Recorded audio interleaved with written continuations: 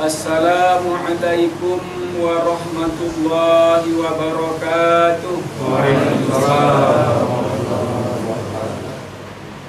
Alhamdulillah. Alhamdulillahi wa kafa. Wassalatu wassalamu ala nabiyil mustafa wa ala alihi wa ashabihi al-mujtaba. Ashhadu an la ilaha illallah wahdahu la syarika lah. Iyyahu na'budu wa iyyahu nasta'in. Wa ashhadu anna Muhammadan abduhu wa rasuluh al-mab'utsu rahmatan lil alamin. Allahumma shalli wa sallim wa barik ala sayyidina Muhammad wa ala alihi wa ashabihi ajma'in, amma ba'd. Faya ayyuhal muslimuna rahimakumullah, usikum bittaqwallah wa ta'atihi la'allakum tuflihun.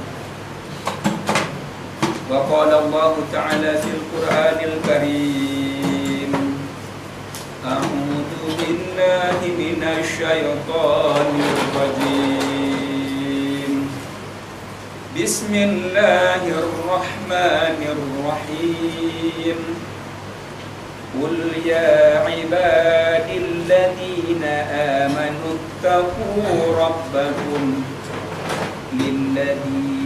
lilladzina ahsanu fi hadhihi dunya hasanah wa ardullahi wasi'ah. Innama yuwaffas sabiruna ajrahum bighairi hisab. Hadirin kaum muslimin jamaah salat fardu Jumat yang mudah-mudahan kita semuanya hamba-hamba Allah yang dirahmati, dan juga kita sekalian para shaimin yang sedang menunaikan ibadah bulan suci Ramadan dengan puasa. Mudah-mudahan puasa kita ini bernilai istimewa di sisi Allah Subhanahu wa Ta'ala. Sebagaimana tema kita pada kesempatan ini, meraih puasa yang berkualitas. Sebagaimana kita tahu bahwa ibadah puasa khususnya di bulan suci Ramadan ini merupakan ibadah yang sangat rahasia. Ibadah yang hanya diri kita dan Allah Subhanahu wa Ta'ala yang tahu. Maka oleh karena itulah perlu kita mengingatkan dan mengulang-ulang kembali betapa pentingnya kita berusaha, berupaya bagaimana ibadah puasa kita ini hendaknya kelak di akhirat nanti diterima di sisi Allah Subhanahu wa Ta'ala. Di antara ibadah-ibadah tersebut telah ada ketetapannya, baik di dalam ayat suci Al-Quran maupun dalam hadis, tentang balasan dan ganjaran yang ditetapkan oleh Allah Subhanahu wa Ta'ala. Teristimewa dengan ibadah puasa. Kalau puasa, Allah menyatakan itu untukku. Puasa itu untukku, kata Allah. As-saumu li wa ana ajazibu.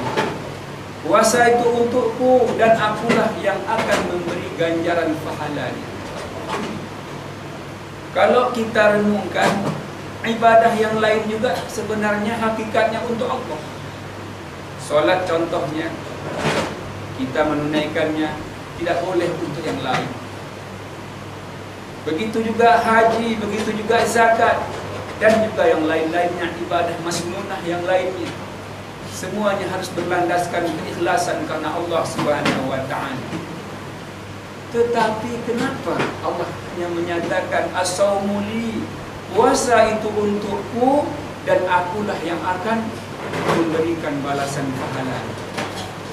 Karena dalam ibadah puasa ini sendiri kita sudah berusaha untuk bagaimana sifat Allah yang Maha Rahman Rahim Allah sendiri dengan kemahabesarannya yang maha suci dari segala sifat kekurangannya. Allah tidak makan, tidak minum, tidak tidur, tidak berhubungan. Dan itu diujikan kepada kita manusia, diujikan kepada kita hamba-hambanya. Sejauh mana kita bisa menerapkannya, maka Allah akan lihat apakah tingkatan kita itu tingkatan khawas, atau hanya sekedar tingkatan awam, atau pertengahannya, atau yang khusus khawafisul khawas. Maka ulama membagi tingkatan orang puasa 3. Ada puasa orang biasa-biasa saja, puasa awam namanya. Ini kalau nggak makan, nggak minum, dah puasa. Yang lain-lainnya, itu belum dipuasakan. Masih melakukan hal-hal yang tidak boleh dilaksanakan, tidak boleh dilakukan karena itu haram hukumnya. Dan hal ini sangat berkaitan dengan tingkat kesabaran kita kepada perintah Allah. Tadi telah kami bacakan firman Allah di dalam surat Az-Zumar, surat ke-39 nomor ayat 10. Allah menyatakan dengan tegas, yang mafhumnya, katakanlah, hai hamba-hambaku yang beriman, bertakwalah kamu kepada Tuhanmu. Dan orang-orang yang berbuat baik di dunia ini, mereka akan mendapatkan kebaikan. Dan bumi Allah itu sangat luas. Hanya saja orang-orang yang bersabarlah yang akan mendapat ganjaran pahala tanpa batas. Maka Allah menggandengkan puasa dengan kesabaran, sebagaimana di dalam hadis Imam Ibnu Majah menyatakan, as-sawmu nisfus sabr. Berpuasa itu adalah separuh daripada kesabaran. Maka siapapun orangnya kalau tidak ada sabar, sebenarnya dia tidak puasa. Mana sanggup dia kalau sudah melihat hidangan yang begitu lezat, minuman, dan sementara kita dahaga, haus dan lapar. Tapi karena ada sabarlah kita tunggu waktunya. Dan itu pun juga dilihat, kadang ketika sudah sampai waktunya, balas dendam. Tadinya dia memang sabar, tapi ketika dia dapat makanan dan minuman sudah boleh waktunya, dan itu juga dilihat oleh Allah. Bisakah kita tahan sedikit, tidak berlebihan? Nah, maka karena itu ada puasa seorang yang kadang puasa hanya tidak makan, tidak minum, itu bolehlah untuk tingkat anak-anak yang belum dewasa, hanya untuk uji coba. Tapi bagi yang telah balik, yang telah usia yang diwajibkan hukum Allah, maka puasakanlah anggota tubuh kita. Yang terutama, kata Nabi, puasa itu yang paling berat adalah puasa nazara syahwat, memandang dengan adanya syahwat. Artinya puasa yang paling berat juga adalah puasa mata. Hari ini bapak-bapak hadirin sekalian, kita sudah tidak terelakkan dengan teknologi yang canggih, sehingga di dalam rumah, di dalam kamar kita sendiri, tak perlu jauh-jauh kalau kita ingin mengorbankan bola mata kita untuk perbuatan haram. Cukup di dalam kamar sendiri. Siapa yang ingin kita lihat, siapa yang ingin kita pandang, kita sudah bisa. Ini ujian yang sangat berat. Oleh karena itu, bukan salah kalau kita menggunakan teknologi, adanya YouTube, adanya Google, dan yang lain-lainnya yang bisa kita lihat dengan langsung. Tapi hati-hati, kita diwajibkan untuk menahan pandangan. Dan pandangan kita bukan hanya kepada orang yang dapat dengan zahir yang nyata, tapi bisa juga melalui alam maya ataupun melalui media atau gambar. Tapi itu hakikatnya adalah juga manusia yang ada hidup di permukaan bumi ini. Dan itu memancing kepada syahwat kita. Dan ingat, mengumbar syahwat di bulan Ramadan adalah salah satu penyebab berkurangnya kualitas puasa. Hadirin kaum muslimin yang dicintai Allah, mari pada kesempatan ini kita menyimpulkan, untuk menjadi puasa kita yang berkualitas, kita harus dudukkan kesabaran itu nomor 1. di dalam hati kita sekalian. Karena kesabaran itu banyak sekali keutamaannya. Di dalam surat Az-Zumar ayat 10 tadi dikatakan Allah ajrahum bighairi hisab. Salah satunya pahala orang yang tidak ada takarannya adalah orang yang paling tinggi sabarnya. Bahkan sabar itu mendekatkan sekali kepada Allah. Innallaha ma'as sabirin, yang artinya Allah beserta, pertolongan Allah itu beserta orang-orang yang bersabar.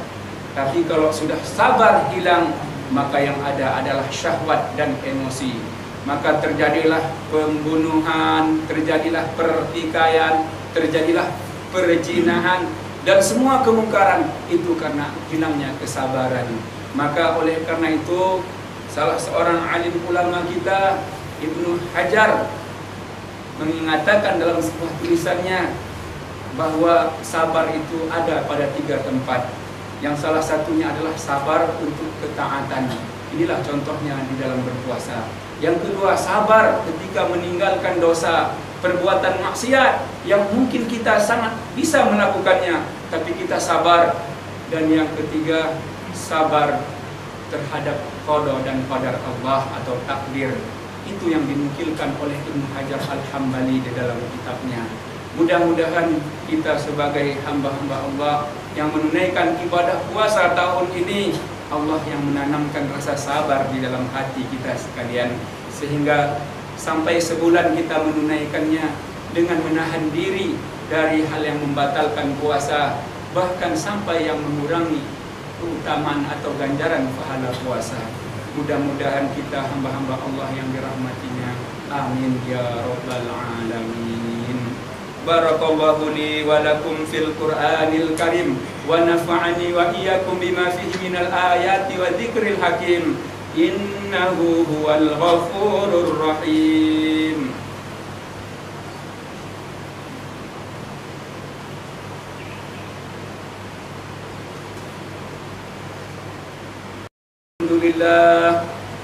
Alhamdulillahi ala kulli hal. Alhamdulillahi tatimmun ni'mah. Ashhadu an la ilaha illallah wa ashhadu anna Muhammadan abduhu wa rasuluh. Allahumma salli wa sallim wa barik ala sayyidina Muhammad wa ala alihi wa sahbihi ajma'in, amma ba'd. Fa ayyuhal mu'minun wal muttaquna rahimakumullah, usikum bitaqwallah, ittaqullaha mastata'tum wasari'u ila maghfiratin rabbil alamin. Innallaha wa malaikatahu yusalluna 'alan nabi ya ayyuhalladzina amanu sallu 'alaihi wa sallimu taslima. Waradallahu 'ala arba'atil khulafa'ir rasyidin sayyidina Abi Bakr wa Umar wa Uthman wa Ali wa ala baqiyati sahabati wat tabi'in wa man tabi'ahum bi ihsanin ila yaumiddin. Allahumma ighfir lil mu'minin wal mu'minat wal muslimin wal muslimat wa tabi' bainana wa bainahum bil khairat. Rabbi ighfir warham wa anta khairur rahimin. Allahumma innaka 'afuwun karim halimun tuhibbul afwa fa'fu anna ya karim. Allahumma a'inna ala dzikrika wa syukrika wa husni ibadatik. Allahumma rabbana taqabbal minna salatana wa siyamana wa qira'atana minal Qur'an wa du'aana ya Allah fi syahri Ramadan. Rabbana atina fid dunya hasanah wa fil akhirati hasanah wa qina adzaban nar. Ibadallah wa la dzikrullahi akbar.